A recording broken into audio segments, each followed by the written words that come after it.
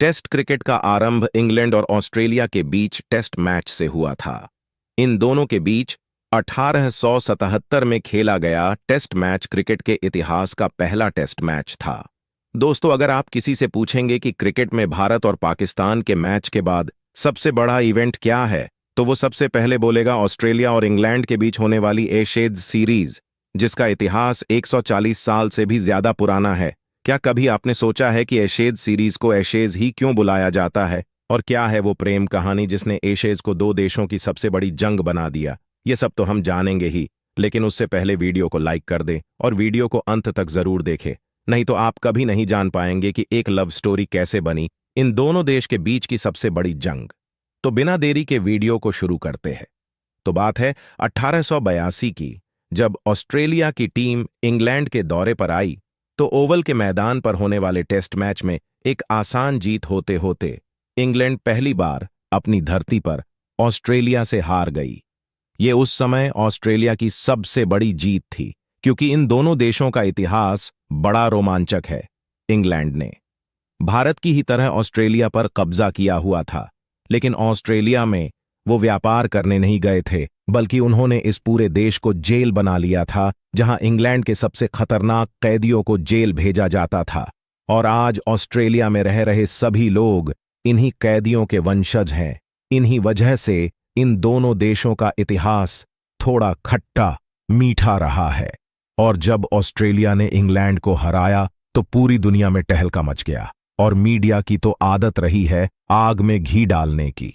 तब इंग्लैंड की मीडिया ने इंग्लिश क्रिकेट का जनाजा निकाला, और एक समाचार ने तो इसे इंग्लैंड क्रिकेट की मौत ही बता दिया, और इस मौत का शॉक समाचार भी फ्रंट पेज पर छाप दिया।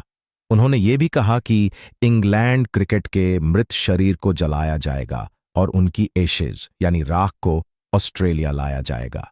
अपनी हार से नाराज इंग्लैंड ने ऑस्ट्रेलिया में एक नया टूर्नामेंट प्लान किया। पूरी टीम ऑस्ट्रेलिया पहुंच गई। इस वक्त इंग्लिश कैप्टन इवो बलाई ने ऑस्ट्रेलिया के लिए रवाना होने से पहले यह बयान दिया कि उन्होंने कसम खाई है कि वह एशेज जरूर वापस लेके आएंगे। और जवाब में ऑस्ट्रेलियाई कैप्टन का भी बयान आता है कि अगर ऐसी बात है तो वह हर कीमत पर एशेज को डिफेंड करेंगे। उन दिनों कोई ट्रॉफी नहीं हुआ करती थी, ट्रॉफी का रिवाज बहुत बाद में आया है। दोस्तों, ये दोनों ही कप्तान सम्मान और गौरव के लिए लड़ रहे थे। इंग्लैंड टीम ने ऑस्ट्रेलिया से हारने के डर से कई फ्रेंडली मैच खेले, और एक ऐसा ही मैच रदरफोर्ड एस्टेट में हो रहा था, जिसके मालिक थे लॉर्ड जॉन क्लार्क। मैच खत्म होने के बाद लॉर्ड जॉन क्लार्क की बेबी सीटर फ्लोरेंस मर्फी ने स्टंप्स से बेल्स उठाई और उन्हें जला दिया। जलने के बाद वो बेल्स राख बन चुकी थी, क्योंकि राख को कलेक्ट करने के लिए उनके पास कोई और चीज नहीं थी। इसलिए उन्होंने अपनी एक खाली हुई परफ्यूम की बोतल में उस राख को भर दिया। फिर शाम को एक पार्टी के दौरान मर्फी का सामना इंग्लैंड टीम से हुआ, और फिर इंग्लैंड कैप्टन की चुटकी लेते हुए उन्होंने कहा, अगर आप चाहे तो इस बोतल को इंग्लैंड ले जा सकते हो। कह दीजिएगा कि मैं एशेज वापस ले आया। मर्फी का यह इशारा था कि इंग्लैंड टीम ऑस्ट्रेलिया को तो हरा नहीं सकती, तो क्यों न वो इस बोतल को रख ले और अपनी नाक बचा ले। इंग्लिश कैप्टन को गुस्सा नहीं आया, बल्कि उन्होंने वो बोतल रख ली। और फिर कुछ दिनों बाद मैच शुरू हुए और इंग्लैंड जीत गई। फिर जीत के साथ वो इंग्लैंड पहुंचे, जहां उनका भरपूर स्वागत हुआ। फिर पब्लिक में इंग्लिश कैप्टन ने वो परफ्यूम की बोतल निकाली और कहा कि वो एशेज वापस ले आए हैं। पर कहानी यहां खत्म नहीं होती, अभी यहां और ट्विस्ट आना बाकी था। इसके कुछ दिनों बाद इंग्लिश कैप्टन फिर से ऑस्ट्रेलिया पहुंचे, बिल्कुल अकेले, क्योंकि इस बार वो लड़ने नहीं बल्कि अपने प्यार का इजहार करने आए थे। जब वो मर्फी से मिले तो उन्होंने बताया कि वो उनके कॉन्फिडेंस से बहुत इंप्रेस हुए थे। न सिर्फ इंप्रेस हुए, बल्कि उनको मर्फी से प्यार भी हो गया। इतना कहकर उन्होंने मर्फी को शादी के लिए प्रपोज भी कर दिया, और मर्फी ने शादी के लिए हां कर दी। इन दोनों की पार्टनरशिप 43 साल चली, और इस बीच वो बोतल जो मर्फी ने 1882 में दी थी, उनके घर में उनके प्यार की निशानी के तौर पर पड़ी रही। बलाई के गुजर जाने के बाद मर्फी ने वो ट्रॉफी एमसीसी को दे दी। एमसीसी ने इतिहास के तौर पर अपने पास रखी है।